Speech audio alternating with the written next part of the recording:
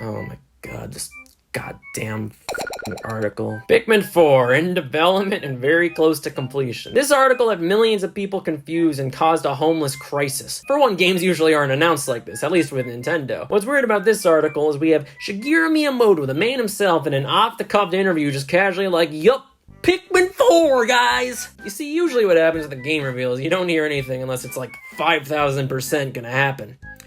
Maybe 4,000%. But here, nope, Pikmin 4, everyone! Nintendo seconded him, confirming the announcement. I guess they kinda had to be fair. I mean, what are they gonna say? Miyamoto's a damn liar? I watched every direct for the next few years wondering, where the hell is this game? It's almost done, right? 2016 was a disaster for the Wii U. There was only Pokken Tournament and Paper Mario Color Splash. If you guys had a nearly completed game, where was it? Why not release it then? Well, my theory is that this game was entirely designed for the Wii U and was meant to use the gamepad again. 2015 was when the sequel was indeed close to development under this theory, but a lot of companies around then decided to start shifting their products to the Switch. Even Nintendo's lineup, barring Splatoon around this time, was very weak. And Miyamoto, God bless him, but he's the type of game designer who is very concerned about a console the game is on. And that's proven with Star Fox Zero. I mean, look at how this game works. It's like a science experiment. So my guess is when he heard the Wii U was kaput, he decided to halt development and it got pushed sort of a back burner. Obviously, a lot of new Switch experiences needed to be developed too, and Nintendo didn't likely have faith in Pikmin 4 as a worthy launch title. I mean, fair enough, it's not one of Nintendo's biggest sellers or anything, and the following year would kind of prove this theory. GameRant.com, in an interview with Shigeru Miyamoto conducted at E3 2016, would ask him about the status of the project. Miyamoto would state that he was working on Pikmin 4. So, you know, when we're in development, we have to create a list of priorities, and it has been hard to kind of fit that into the list, but we're hopefully starting to see that on the list now. This implies that Pikmin 4 was maybe not even that close to completion. I mean, being in development doesn't make it seem super far along, but regardless, it seems like Nintendo just wasn't treating it as the immediate priority. I think this interview, while still a little misleading in the place Pikmin was at the time, was probably the most honest interview we saw regarding Pikmin 4. I don't want honesty, I want to pretend like Pikmin 4 is coming out tomorrow. It implies that it just wasn't a priority for Nintendo, and fair enough, they had a new console on the way. So they made a boring spin-off instead.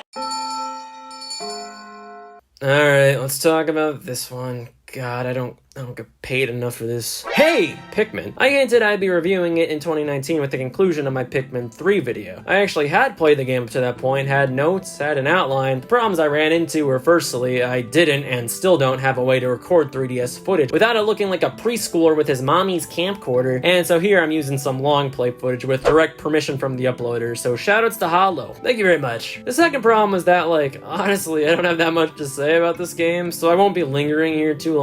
No hour-long review this time, I'm sorry. Hey, Pikmin was not developed by Nintendo, only published. In this case, they outsourced the development to a company called Arzest, who developed such classics as Yoshi's New Island and,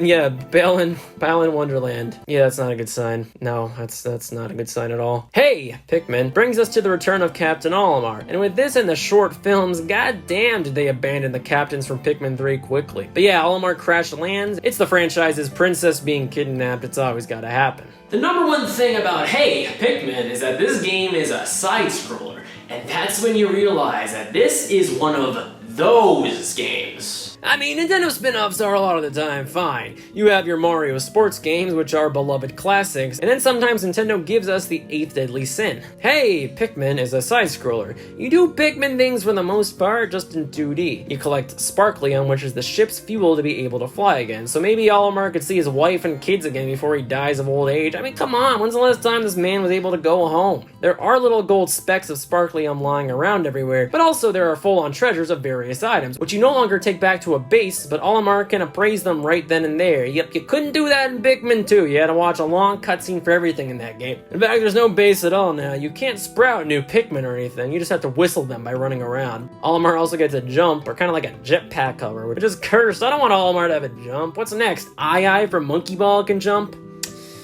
Okay, Link. So this game's mostly a collectathon. There are still the boss fights, there's still some combat, it's just streamlined a lot better to the player in levels now instead of open areas as before. I think the best part about this game isn't the game itself, but the phenomenal attention to detail and love shown to the Pikmin franchise. Like, yeah, you can tell it was made by another team, but there's a lot to appreciate. There's a treasure log and Piklopedia, and also daily challenges, and also Pikmin Park where your Pikmin can go to after beating a level, where you can farm more Sparklium. That's a really neat side mode. Like, this game does have pretty good ideas. It's not all bad, it's just that I think it's overall really repetitive, in my opinion, the game's biggest downfall. The levels all felt the same to me, and the gameplay loop never really had me hooked. While it has a fantastic presentation with brilliant side modes and all the fan service, I think this game itself just isn't that fun. I think it's because there's no real-time strategy elements here, which made the first 3 games so much more addicting. Pikmin 1 had the 30 days, Pikmin 2 had the RNG caves you could never memorize, and 2 and 3 had multiple captains so you could achieve more tasks at once. You don't have any of that here, and no stakes. It just makes the game kind of a whatever experience. But I would compare Hey Pikmin 2 overall is Chibi Robo Ziplash, a 3D game converted to a 2D game, and to convince 5-year-olds and collectors to buy it, they threw in a piece of plastic. I mean, hey, Pikmin is probably better than Chibi Robo Ziplash. There's also another element to both series, which is why I bring it up. The timing's horrible. I mean, Chibi Robo basically was knocking on death's door already, and this game came out. It definitely didn't help the situation. In fact, it killed the series, probably. Now, Pikmin wasn't as dead as Chibi Robo. It was only 4 years since the last game. But considering Pikmin 4 was heavily talked about by Miyamoto and was said to be nearing completion, a fan rumor that was constantly brought up then, and for a few years, was the question, is, hey, Pikmin, what Pikmin 4 was. And in 2022 now, Pikmin 4 has been announced, of course, but let's just pretend we didn't know about that for a second, or pretend like Pikmin 4 is completely unrelated. Was this the Pikmin game Miyamoto was talking about? And to be honest, I don't think so. Miyamoto and Pikmin games are like father and son, and here it's very clearly outsourced. And while it still has that Nintendo charm to it, you can kind of tell Miyamoto wasn't really involved here. The only argument I could see for this was maybe Miyamoto in his interviews was never talking about, Pikmin 4 at all in just a Pikmin game, period. Because if you look at the classic, oh my god, Pikmin 4 confirmed articles, the website seems to have named it Pikmin 4, but all we see directly quoted from Miyamoto is actually very close to completion, and Pikmin teams are always working on the next one. In defense of the first argument, Nintendo themselves did confirm it was Pikmin 4. The 2016 article only shows that we're working on Pikmin 4. But Pikmin 4 is in brackets, meaning that GameRant.com changed the words in some form. And listen, I'm not saying online news websites would lie or anything, but well, yeah, they definitely lie. What am I talking about? Thankfully for us, 2017 would lead to another interview. This is torture. Miyamoto would say, I've been told not to share anything about this from PR. Yeah, you should listen to them, dude. We waited 8 years for this but I can tell you it's progressing. And this interview was released 2 weeks before Hey Pikmin was released. So I think it's fair to assume that since this game was talked about in this state, as in it's in progress, and since Hey Pikmin was outsourced, that Hey Pikmin was indeed not Pikmin 4. And to close out Hey guys. Pikmin, the game sold pretty bad. According to VG charts, this is a bit under 500,000. And the reception, while not being overwhelmingly negative, wasn't too positive either. I think it's fair to say while this game isn't horrible, far from it, it's not the direction fans wanted from this series, even for a spin-off. Fans were still hungry for Pikmin 4, and this didn't fill the appetite at all.